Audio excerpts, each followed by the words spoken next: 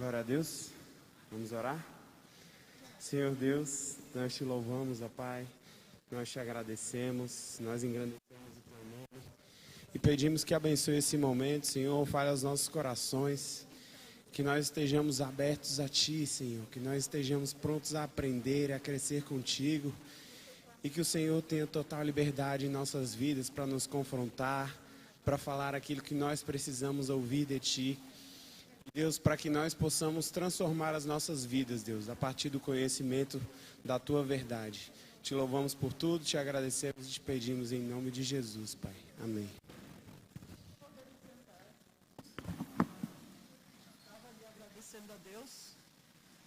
Estava ali agradecendo o Senhor por estar aqui. Eu poderia estar em qualquer outro lugar do Brasil, né? Mas eu estou aqui.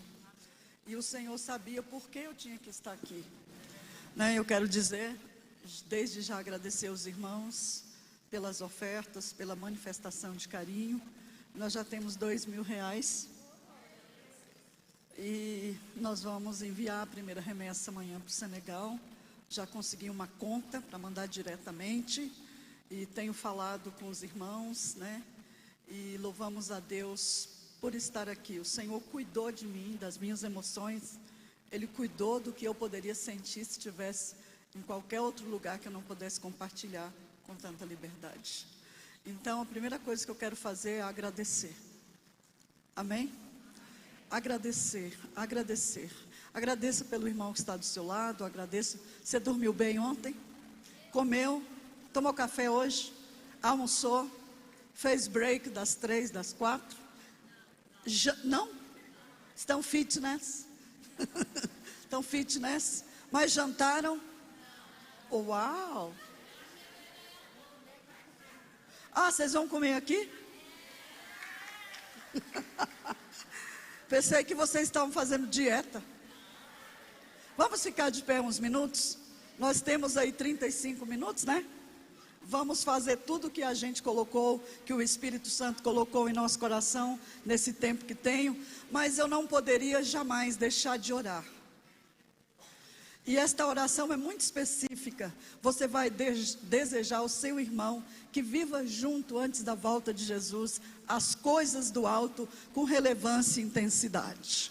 Eu creio que esse é o melhor presente que você pode dar hoje para a pessoa que está ao seu lado. Você vai olhar para ela e dizer: nós vamos viver as coisas do alto, as coisas do reino com relevância e intensidade, com intensidade e relevância até a volta do Senhor Jesus Cristo. Diga para aquele que está do seu lado, para aquela que está do seu lado: esse é o melhor lugar do mundo, onde nós temos amor, comunhão, graça, misericórdia, manifestação do Espírito Santo. Essa é a casa de Deus, a porta dos céus, e os anjos de Deus descem e sobem por ela, te abençoa, te fortalece, te levanta, te põe de pé, te alimenta e te faz uma mulher mais, uma família mais do que vencedora. Pai, eu quero te louvar, eu quero te adorar, eu quero levantar o teu nome em alto e dizer, Pai, que as mulheres desta igreja, deste Brasil, de todas as denominações, vai viver as coisas do alto com relevância, relevância na família, relevância na empresa, relevância no consultório médico, relevância, Pai, no louvor, no ensino, na pregação, relevância no metrô, relevância no trânsito, relevância, Senhor, no aconselhamento, na oferta, no dízimo, na leitura bíblica, na oração. Vai ter relevância na comunhão uns com os outros e relevância com Cristo na pessoa do Espírito Santo. Senhor, obrigado, porque eu sei que Tu estás aqui, eu sei que Tu estás em cada cadeira, Tu estás nas imediações deste templo. Obrigado, Deus, nos ajuda a viver as coisas do alto com relevância. E eu, Senhor, abençoo meus irmãos, minhas irmãs que estão na internet agora, ao alcance da minha voz, que eles vivam as coisas do alto com relevância, ó Deus, antes da Tua volta, em nome de Jesus. Podeis assentar. Uma das coisas que nós falamos ontem foi sobre a obra de Cristo, capítulo 1, sobre o poder de Jesus sendo o Senhor do universo, da criação e de tudo. No capítulo 2, nós vemos que 2:6, Paulo desafia aquela igreja, assim como recebeste a Cristo, andai nele, progresso.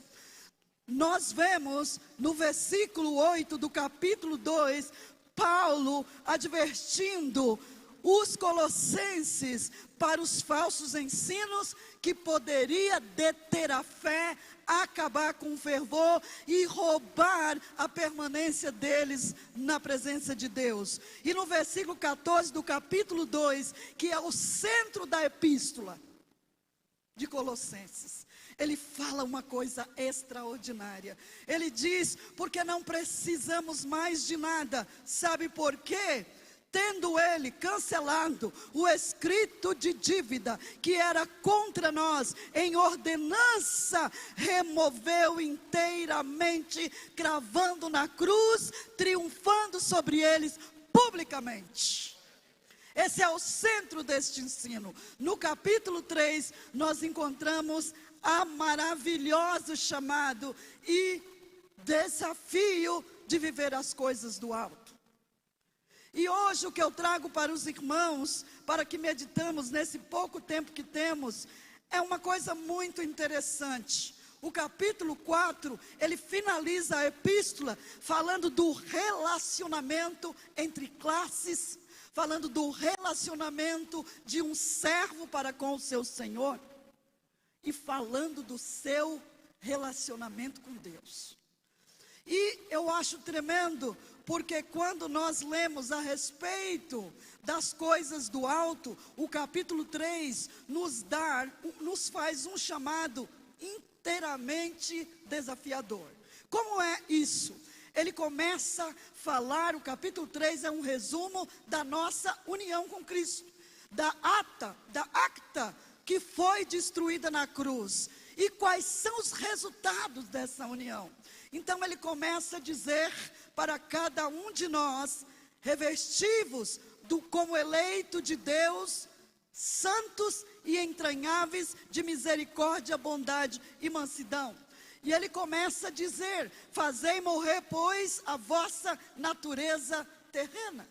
Irmãos, a pergunta para mim nesta noite, para você, como homem e mulher de Deus, como nós podemos encontrar o equilíbrio do relacionamento com Deus na vida diária, diante de tanto pecado que nós estamos no meio onde estamos inseridos? Eu estou falando lá fora, eu estou falando da sua vida diária e da sua vida cotidiana.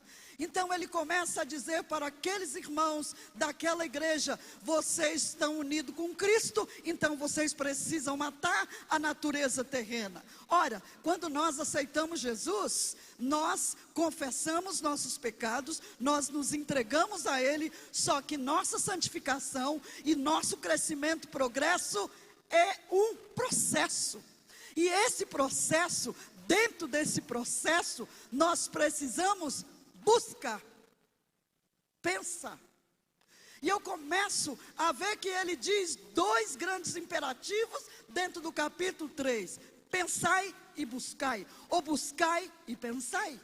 Pensar é diferente de buscar. O mundo inteiro pensa em Deus, sim ou não? Quando tem um grande tsunami, as pessoas dizem que, ai, Deus Todo-Poderoso mexeu na natureza. Ou ele diz, a mãe natureza se revoltou. Eles estão falando de uma força maior que está atrás de tudo isso. Quando nós pensamos em Deus, às vezes eu penso, quem pensou em Deus na Bíblia e não buscou? Qual a diferença de pensar e buscar? Alguém se arrisca a fazer um comentário? Qual a diferença de pensar e buscar?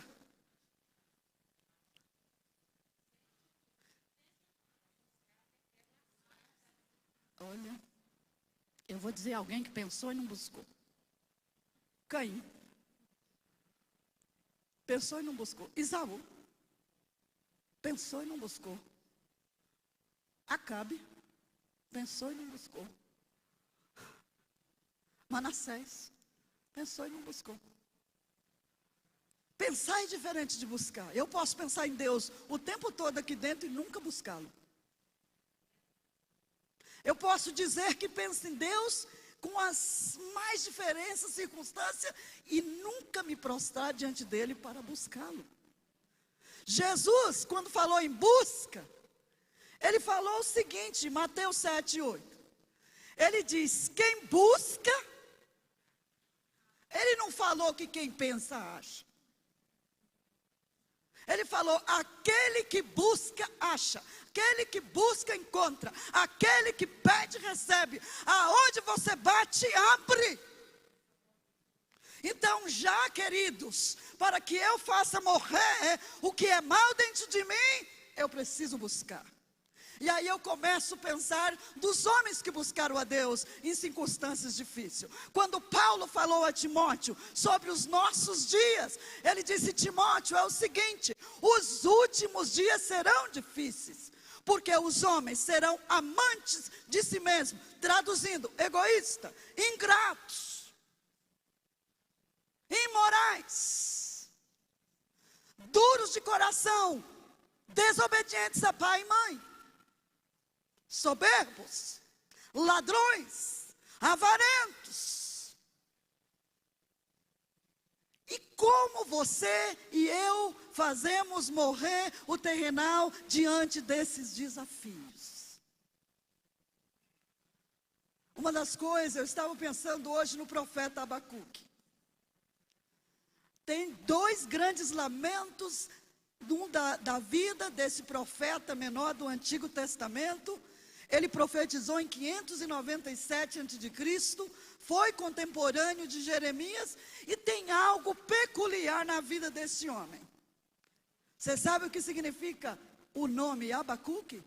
Abraço. Eu achei isso tão interessante. Abraço. É um povo que abraçou desesperadamente a causa de um povo que havia perdido sua identidade. Você sabe que a perda de identidade é um problema para missões, é um problema para a igreja, é um problema para o cristianismo. Por isso o apóstolo Paulo, quando falou de pensamento cristão, no capítulo 12 do livro de Romanos, ele disse, irmãos, é o seguinte, não vos conformeis com esse mundo, mas transformai-vos através do vosso arrependimento, apresentando os vossos corpos como sacrifício vivo, agradável a Deus, isso é culto com raciocínio, para que experimenteis a boa, agradável, perfeita vontade de Deus. Então, quando eu penso sem transformação, eu não busco. Então o profeta viu que seu povo não tinha mais identidade. O reino de Judá, dirigido por Joaquim, havia de tal maneira desobedecido o Senhor, que vão pensar que aqui seja um santuário. Cadê as colunas que estavam aqui? Vocês arrancaram? Foi. Arrancou as colunas, né? Eu estou vendo que tem um quadradão aqui. O que vai fazer aqui? Deve fazer uma arte, né? Já me imagino. Então, esse homem chamado Joaquim, rei de Judá, falou, é o seguinte, Deus não é mais suficiente. As leis do Senhor, o culto divino, já perdeu a graça. Então vamos fazer o seguinte, vamos fazer um subaltar dentro do altar, e aqui a gente vai colocar um Baalim, uma Astarote, uma Ísis. Aqui a gente vai colocar os deuses cananeus, os deuses amoreus, e deixa ficar escondido esse negócio aí. Ninguém vai ver isso. Aí vem um profeta Jeremias, começa a ir lá e vai falar para ele, por que você fez o povo pecar dessa forma? Ele falou, não, é porque o povo queria. E ele fala, Deus esperou de você qualidade de chefe. Quando Deus coloca um líder num lugar, é para liderar, viu, irmãos? Quando Deus coloca alguém na frente da sua obra, é para instruir, é para orientar, é para corrigir, é para consolar, é para edificar. É para fazer morrer em nós o terrenal. Ninguém é vitorioso sozinho. Nós somos um corpo. Nós só somos fortes e poderosos quando estamos juntos. E é incrível, porque foi nesse tempo que Abacuque começou a ver a destruição. Ele falou, acabou tudo. E aí o povo pensava que ninguém estava vendo, mas Deus está vendo. Deus está vendo o que eu penso, Deus está vendo o que eu falo, Deus está vendo o que eu faço, Deus está vendo onde eu vou, Deus está vendo onde eu estou entrando, Deus está vendo o que está no meu coração, Deus está vendo nessa noite o pensamento e o coração de cada um de nós. E é incrível que ele começa a chorar, ele começa a dizer para Deus, no capítulo 3 do seu livro, dizendo, Senhor, eu ouvi a tua voz e temi. Só que tem um termo dentro dessa oração que me comove. Ele diz, aviva, ó Senhor, a tua obra no decorrer dos anos. Traz o teu espírito para convencer o povo a matar o terrenal dentro de si. Queridos, é só o Espírito Santo que nos faz voltar para Deus. Então nós precisamos voltarmos à pessoa do Espírito Santo e dizer, quebra-me, revela-me, tira das coisas desta terra. Isto não significa não trabalhar, não comer, não vestir, não pegar o ônibus, não ir para a empresa. Isso são coisas que devem fazer parte do culto diário da igreja. Como? Como que Deus é glorificado em nossas vidas?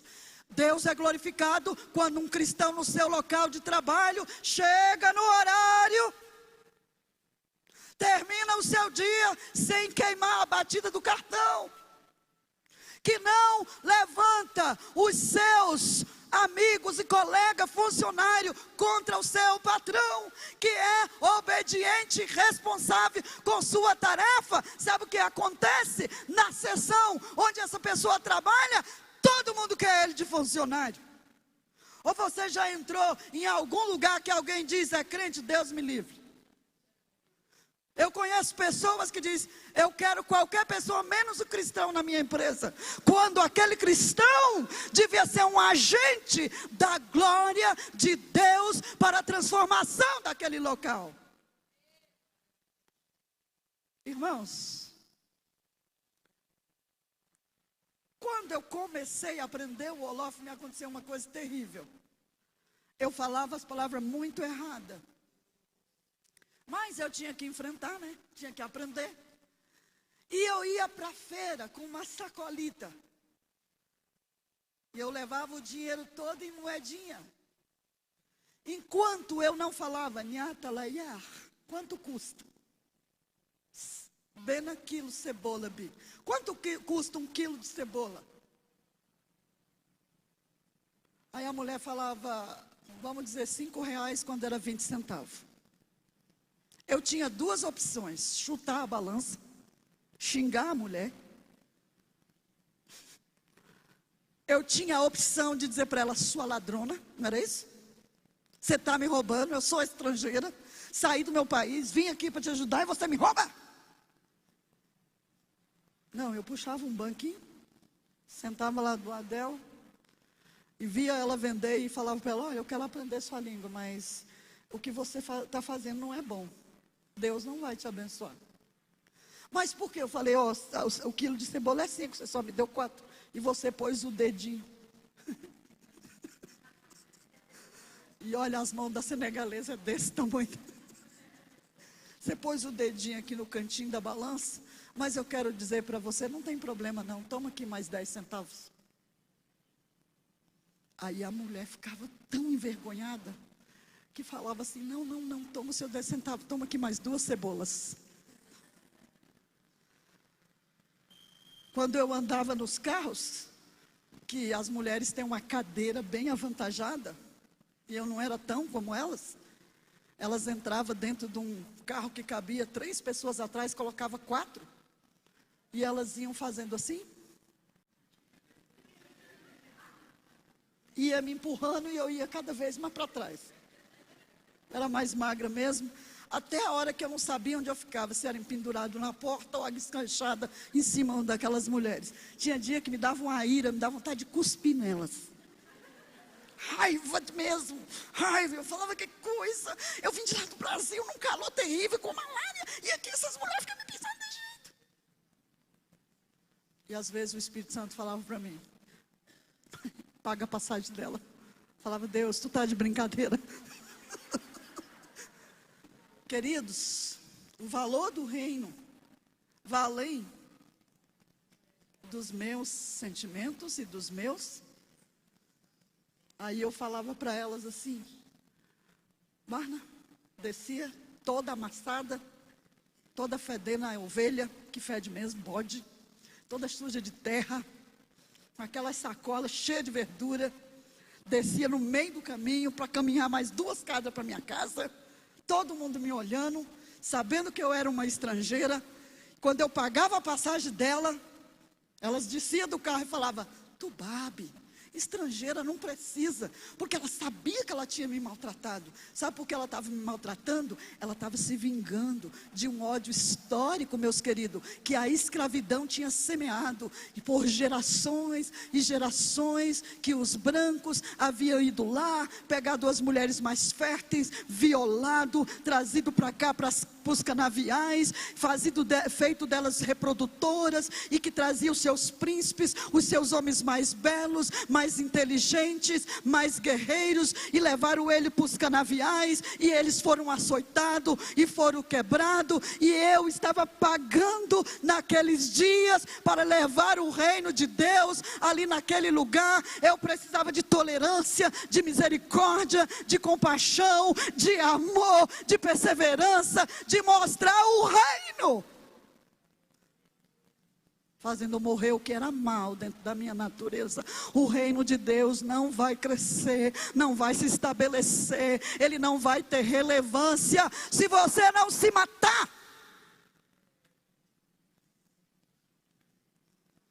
Passou um dia, 2, 3, um ano, e eu ia para a mesma paradinha, dentro da mesma lotação, pegar o mesmo carrinho, indo para a mesma feira com as mesmas mulheres. Só que já havia uma diferença. Uma descia, sentava no colo da outra e falava, senta aqui. E eu, por quê? Porque Deus está com você. Aleluia, é isso, queridos, que ele estava dizendo para aquela igreja. Não é mais Cibele, não é mais a lua nova, não é mais o sábado, agora é Jesus Cristo, o ressuscitado, o poderoso, o Deus do universo, que está dentro de cada um de vocês. Então Abacuque estava desesperado, e eu acho lindo. No capítulo 3, eu creio que pelo versículo 7 e 8, ele fala, eu ouvi tua voz, eu tremi, descompôs, minha boca tremeu, meus ossos, foi uma sensação de podre. Sabe o que ele estava dizendo? Está doendo tudo, estou desconjuntado, não tem força em mim para nada, porque eu ouvi sua voz. Sabe por que ele estava assim? Porque ele sabia que o castigo, o cativeiro era inevitável, o povo não se arrependia. Mas uma coisa é tremenda, irmãos, quando nós temos a perspectiva de Jesus, quando nós fazemos morrer o terrenal em nós fazemos como Abacuque. Não há nada que detenha alguém que mata os valores terrenos e vive os dos céus. Eu comecei a olhar esse homem com outros olhos, porque ele começou a dizer, ainda, Senhor, que a figueira não floresça, ainda, Senhor, que não haja fruto na vide, a uva não vai produzir o seu fruto, a oliveira que nos dá o azeite de comer com o pão de cada dia, ela falte, ela decepcione. Senhor, ainda que esses carneiros que nós temos aqui, eles se acabem, eles sejam roubados ou destruídos, ainda que o nosso curral não haja nenhum boi. Contudo, portanto, todavia, eu me alegrarei no Deus Deus da minha salvação, porque Ele me fará andar sobre minhas alturas. Morrendo terrenal. Que coisa extraordinária. Paulo, quando estava escrevendo essa epístola, ele sabia que não tinha mais saída, como na primeira e segunda prisão. Você sabe por que Paulo foi entregue aos romanos? Você sabe por quem que ele foi entregue? Pelos judeus, pelos seus colegas de nação. Por inveja. E lá, pela inveja daqueles que não podia e não conseguia viver as veracidades do reino, ele foi preso. Mas uma das coisas que Paulo diz, indo para Roma, que me comove,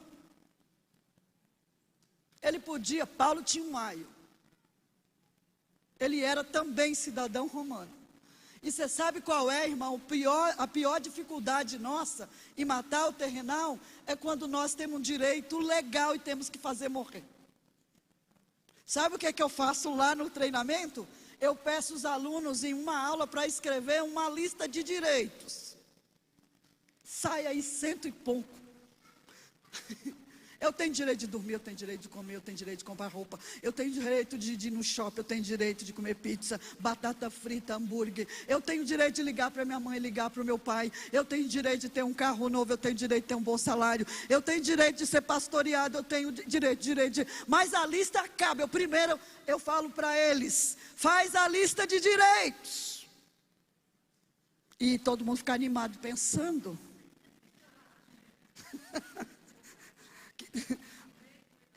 Mas Sônia, para que essa lista? Faça a lista de direito. Você quer fazer nesta noite? Quer fazer uma lista de direito, irmão? Eu estou abrindo a mão aqui para vocês fazerem. Igual os alunos quem quer fazer uma lista de direito?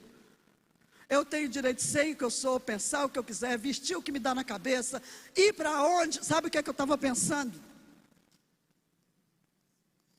Quando os alunos escrevem a lista de direito, lá no meio, assim, disfarçado, sabe? Escola que tem direito de namorar. Porque as moças que vão para a missão têm medo de ficar sozinha. Eu estou sozinha, não é porque não teve pretendente. Teve muitos. Oh, nem teve. Teve um monte lá no Senegal, teve um monte por todo lado.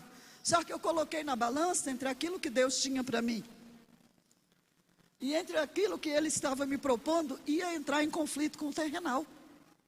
Hoje eu estava conversando com a Helenísia sobre isso. Eu tive um noivo que ele era tão ciumento, que a primeira coisa que ele disse para mim, quando ele teve um sentimento de posse, foi: nunca mais você prega. Eu falei: hã? Não, eu só fiquei decepcionada, porque eu falei: caramba, toda mulher quer o quê? Apoio, né? Apoio, compreensão, ajuda. E missionário é gente, tá? Missionário ama, missionário desama. Missionário chora, missionário ri. Missionário tem dias que não quer levantar, fica deprê, fica doente, chora. Não quer levantar para estudar francês, wolof, espanhol, inglês, não quer ouvir ninguém, quer ficar fechado no quarto. Vem dizer que você não tem essas crises. Como é que você lida com elas?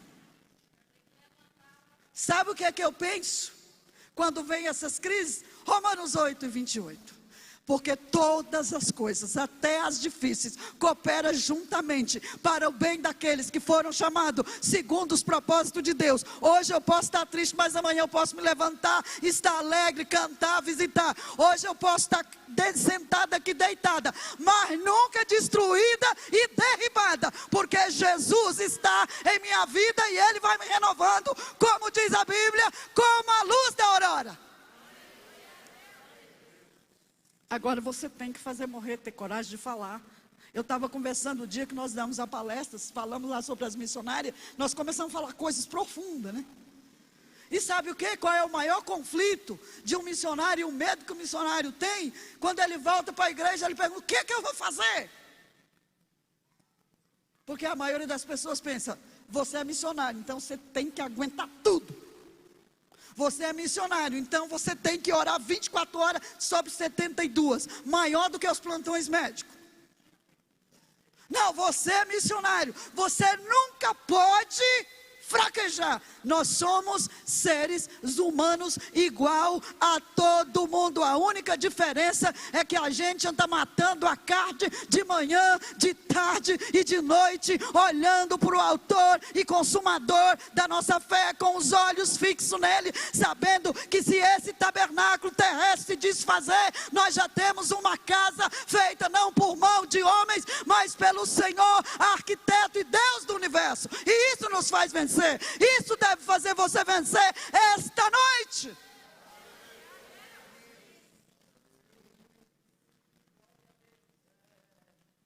Queridos, é incrível como nós desistimos fácil. Eu acho incrível. Jesus foi para o céu, tinha ensinado tudo de bom para os discípulos, fez uma grande comissão extraordinária, ainda ficou 40 dias de bônus depois da ressurreição, não deixou tudo escrito, porque eu acho que não cabia em livro nenhum.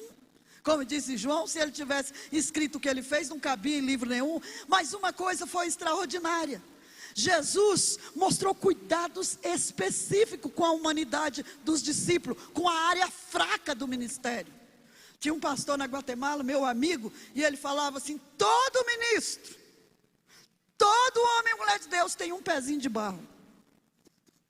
Eu falava: pastor, como é que é isso? Aquela fraqueza que você não quer expor, mas que ela está ali, e ela é o caminho pelo meio que Deus cresce. Você tem que tomar uma atitude esta noite. Quando eu vejo os moços lá do treinamento dizendo assim: tem direito de namorar? Eu falo: tem sim. Você só não tem direito de dormir antes do casamento. Você não tem direito de ir para um hotel fazer viagem sozinho com sua namorada. Hoje isso está comum em muitos lugares. Nós não temos direito de pecar. Esse é um direito que o Espírito Santo não nos dá. Porque o Espírito de Cristo é um Espírito ciumento, que criou com exclusividade, e Ele não nos divide com ninguém, porque Ele sabe que o único meio para a glória de Deus se manifestar é quando nós somos a luz do mundo e o sal da terra. E eu começo a pensar: meu Deus, por que esse tema? Fazer morrer o terrenal. Irmãos, ontem à noite eu recebi um telefonema da Tailândia, de Imperatriz. Eu vou estar lá dia 3, num congresso, acho que vai ter 5.000 pessoas. Gente de vários lugares do Brasil. E uma pessoa me mandou um pedido. Sabe qual era o pedido?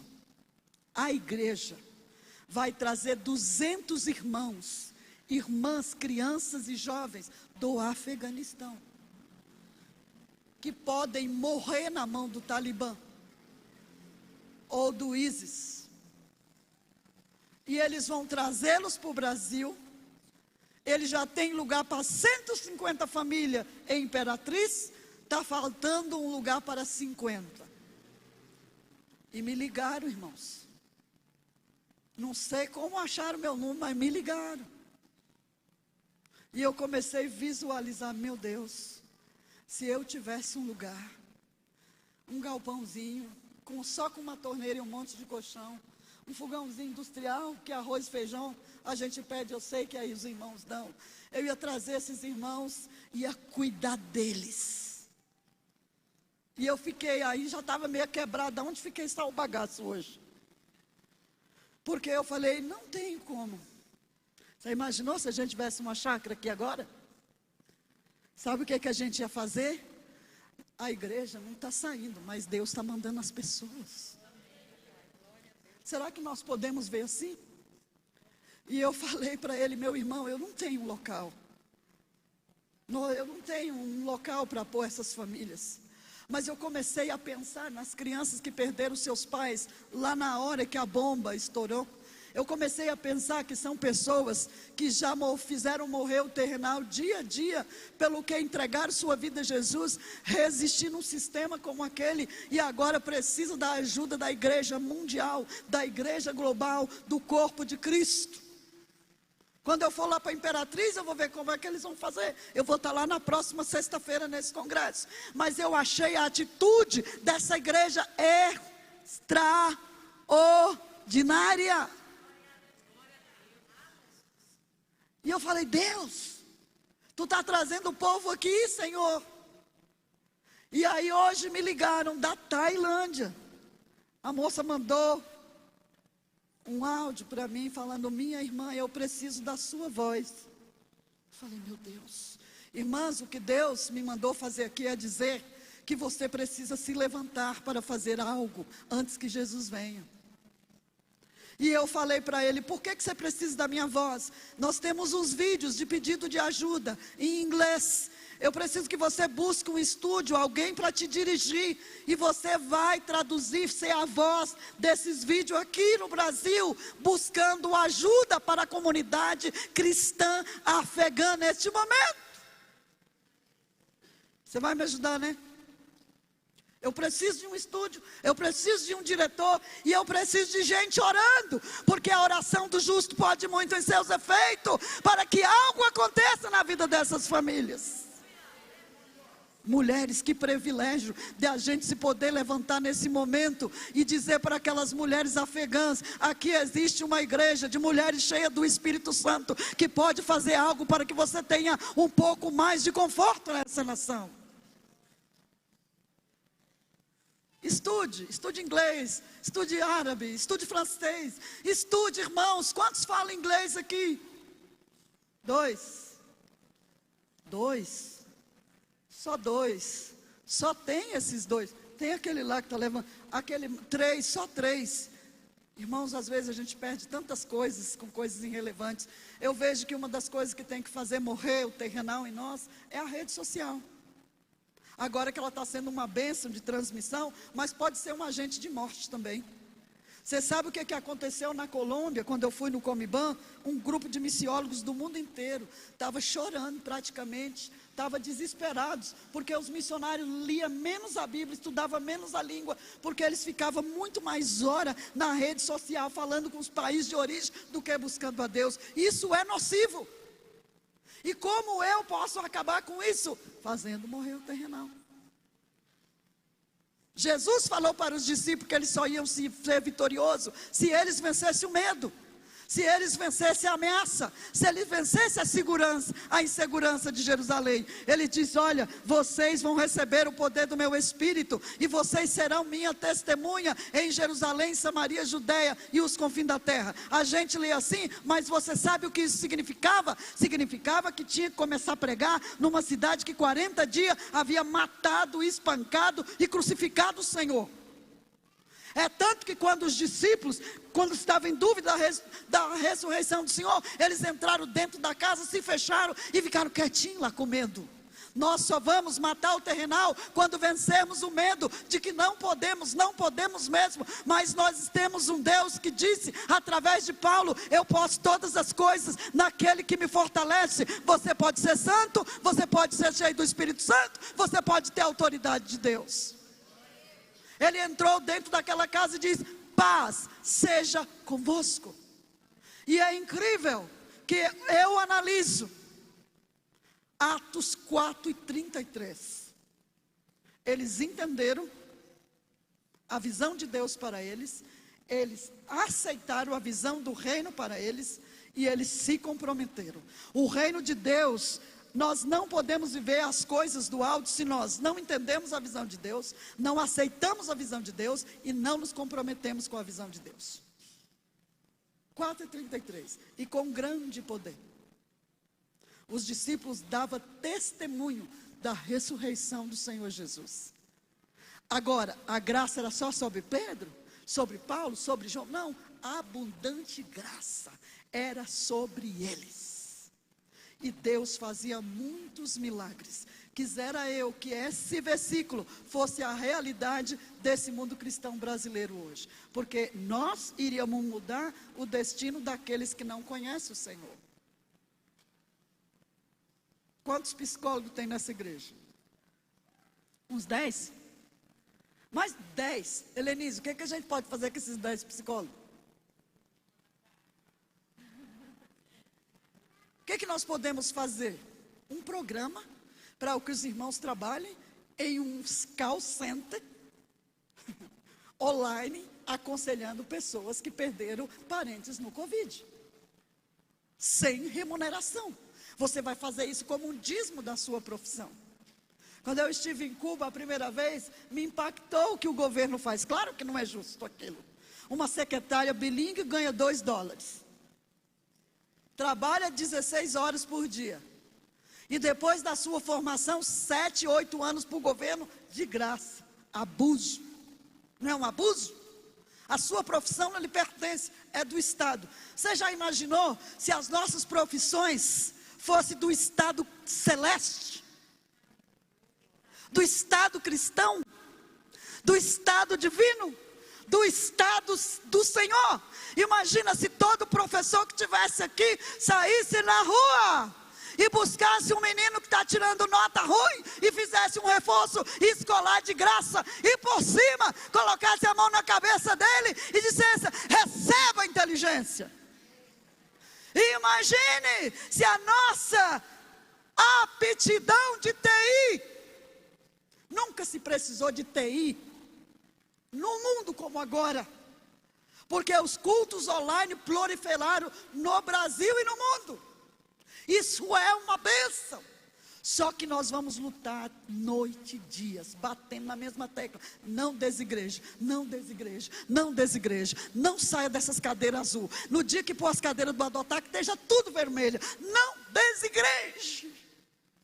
Eu escutei uma coisa muito interessante. Não sei se foi verdade, mas se foi meme ou piada, nos adverte. Diz que tinha uma pessoa que estava tão acostumada. Nós temos quanto tempo de pandemia? 2 ou 1 ano e meio? Então a pessoa ficou com medo e se guardou e se cobriu. Amém. Eu também estou com os baldes de gel na bolsa. E quando eu estou dentro dos aviões, eu me cubro. Mas eu vou dizendo: Senhor, me cobre com teu sangue. Eu estou aqui pelo teu reino. Eu estou indo lá pregar as coisas do alto. Vai comigo. E alguém dizendo: cuidado, cuidado, que Brasília está cheia de Covid. Falei: bom, se Deus quiser me pegar dentro do avião, o que eu posso fazer?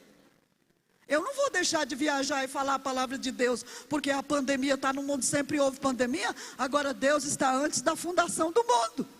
Quem é que pode mais? Quem é que pode mais? Quem é que pode mais? Quem é que pode mais? Quem é que tem mais? Diga: Deus pode mais. E eu falei: ah, meu Deus. Aí disse que tinha uma pessoa, primeiro ano, deitado. Escuto, não, eu sento. Aí, como a Eunice falou: minha irmã, você não podia resumir melhor. Eu já vi gente que põe a roupa na máquina, fica com um olho na televisão e o outro na roupa, um olho no fogão que está assando e outro lá. Ah, falou, perde irmãos. Meu Deus, o eletrônico não vai nos unir. Sabe o que vai nos unir? É o medo de morrer.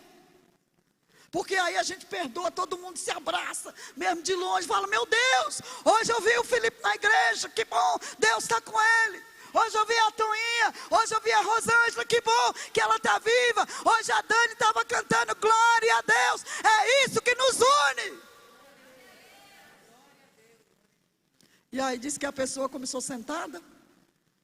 Depois falou: não, eu vou deitar, vou deixar o sofá. Não está bom, não, eu vou para o meu quarto. Santa Ceia, deitado na cama, em berço esplêndido. Ah, não, vamos para a igreja. Deus me livre, lá está pandemia. Vamos para o shopping, sim, vamos comer batata frita. Então, querido, Jesus disse uma coisa que eu acho que já cumpriu. Nós já estamos passando do horário, né? Vamos terminar isso aqui?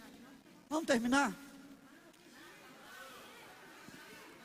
Nós estamos passando já do horário lá, né? Mas eu quero dizer, Jesus disse, Mateus 24, tudo isso está acontecendo.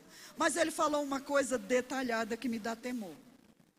E eu estou revisando meu coração, porque eu já descobri que em uma circunstância eu falhei. Ele falou, quando a iniquidade aumentar, o amor ficaria frio. Mas a iniquidade ali é ciência. Podemos traduzir tecnologia, que é o que estamos tendo hoje. O amor de quase todos vai ficar frio. Eu vou preferir ficar em casa vendo uma fria televisão, em um programa cristão, do que vir aqui com uma máscara, sentar, dar um sorriso para os meus irmãos. Quem sabe sorrir aqui com os olhos? Se não sabia, já aprendeu. Quem sabe sorrir com os olhos? Uma piscadinha, né? Quem não sabe piscar, faz assim. Você está feliz em ver as irmãs aqui hoje? Eu creio que elas estão felizes. Ele disse, ao aumentar a tecnologia, o amor de esfriar de quase todos. Então, o que eu vejo, o que eu aprendo com isso? Eu não quero estar no meio dos quase todos. Eu quero estar na minoria que ainda perdoa, na minoria que ainda comunga, na minoria que ainda se preocupa, na minoria que ainda ora, na minoria que ainda adora, na minoria que ainda contribui, na minoria que ainda se preocupa com aquele que está indo ao inferno, na minoria daqueles que tomam um avião e viajam para edificar seu irmão e o reino de Deus. Deus disse, através de Isaías, buscai o Senhor enquanto se pode, invocai-o o quanto está perto. E eu queria dizer para os irmãos, no meio da maior pandemia, eu enfrentei e recebi os maiores milagres. Você sabe quantos alunos tiveram na Kairos num tempo de pandemia? 32 o ano passado. 7 casais com um filho. Sabe onde está essa gente? Indo para o campo. Tem um casal que sai agora dia 16. Tem uma moça que vai para a Tanzânia dia 28. Um casal, uma moça, 2 moças e um casal. Outros estão no Cabo Verde, outros estão no Paraguai, 2 estão indo para a Tailândia. Pandemia.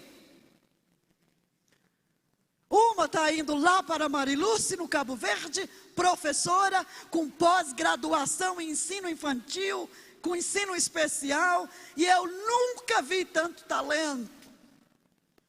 Ela ensina aos filhos dos missionários a dizer, estou indo para o campo, servir a Deus. A habilidade, o dom daquela mulher é algo fora do normal. E ela está indo para o campo, aonde está morrendo gente de Covid. Jesus disse o seguinte, no mundo tereis aflições, mas estejam animados, eu sou o vencedor desse mundo. Quando ele estava prestes a morrer, ele foi lá para o jardim e começou a orar e sofrer por mim e por você. Mas o que me comove é que Jesus, nas suas horas de agonia, ele te viu, ele me viu, ele viu essa igreja, ele viu a humanidade, e ele disse, papai,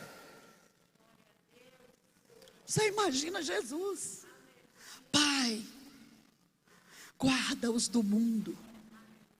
Eles não são do mundo, não pensa como as pessoas do mundo. Sabe por que eles não são do mundo? Porque eu não sou do mundo, eles não são do mundo, como eu e o Senhor. Saiba, Deus orou por você, para que o terrenal não fosse problema, porque Ele é o Senhor de nossas vidas.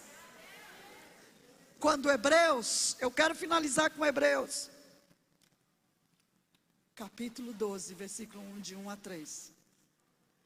Ali existe dois vocábulos: olhando firme e fixo a mente ao autor, consumador da nossa fé. E sabe o que diz lá? Pela alegria que estava proposta, suportou a cruz. Eu fico pensando, essa palavra para mim hoje resume o seguinte: pela alegria de nos salvar, de nos levar de volta para Deus, de nos eleger como Senhor da salvação, Ele matou a sua carne, Ele dilacerou a sua carne, Ele se desfez da sua vontade, Ele morreu, Ele se entregou, Ele foi aviltado para que hoje eu e você pudesse morar no céu. Foi só por isso. Olhando firmemente e fixamente ao autor e consumador da nossa fé, o qual pela alegria, irmãos, qual é a maior alegria de Deus? É ver Jesus olhando para a obra de suas mãos, satisfeito. Deus está satisfeito pela sua salvação. Deus está satisfeito pela sua vitória. Deus está satisfeito pela sua vida, porque foi o sacrifício das mãos de Jesus. Fique de pé. Fazei, pois, morrer o terrenal, porque já ressuscitaste com Cristo. Buscai as coisas que são de cima, onde Cristo está à destra de Deus. Sempre lembre que Deus está satisfeito, porque Jesus te alcançou. Eu quero deixar aqui o pedido de oração. Sexta-feira, dia 3, eu estou indo para a Imperatriz. Vou ficar lá até o dia 5. É um congresso chamado Amando Missões, e eles estão trazendo esses afegões. Creio que eu vou estar trabalhando em tradução. Se alguém tiver um barracão, ou uma barraquinha,